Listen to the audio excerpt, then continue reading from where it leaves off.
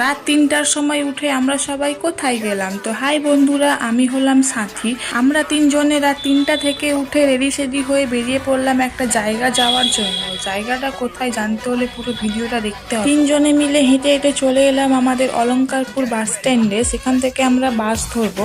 বেশ কিছুক্ষণ দাঁড়ানোর পরে আমাদের বাসও চলে এলো। আমরা যাচ্ছি হচ্ছে বসিরহাট। বসিরহাটে হচ্ছে আমার মাসির বাড়ি। মাসির বাড়িতে ছিল হনুমান পুজো, তাই জন্য আমাদের ইনভাইট ছিল, ওই জন্য এত সকাল সকাল রেডি হয়ে যাওয়া আর কি। ফার্স্টে আমাদের বাস স্টপ থেকে বাস ধরে আমরা চলে গেছিলাম হাওড়া, দেন তারপরে সেখান থেকে বাস ধরে চলে গেছিলাম শিয়ালদা।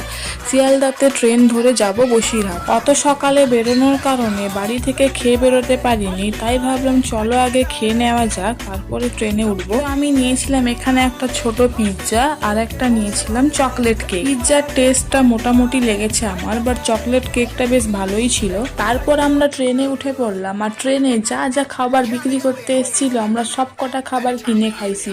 মানে কি পরিমাণে ভুক্কর আমরা। মাসির বাড়ি পৌঁছায় গেছি। ভিডিওটা ভালো লাগলে একটা লাইক করে দিও। টাটা।